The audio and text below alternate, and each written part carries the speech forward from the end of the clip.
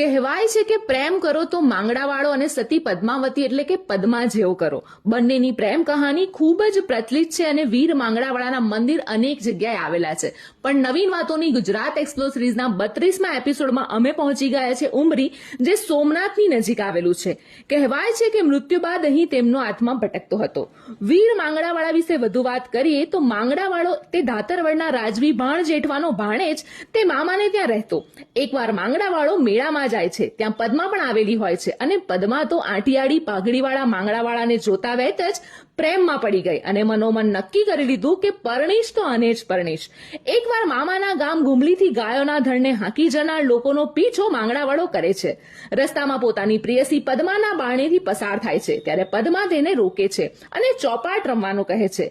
માંગડાવાળો પાછા વળતા ચોપાટ રમવાનું વચન આપી ગૌરક્ષા કાજે યુદ્ધે ચડે છે. પદ્મા ચોપાટ પાથરીને પ્રિયજનની પ્રતીક્ષા કરે છે, પરંતુ શૌર્યપૂર્વક ધીંગાણામાં જૂજતા માંગડાવાળો મૃત્યુ પામે છે અને ભૂત બને છે.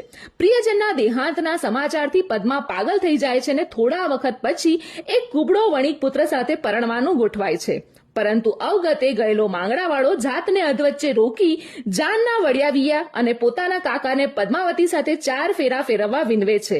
અવગતે ગયેલા જીવને મુક્તિ આપવા લોકો તૈયાર થાય છે.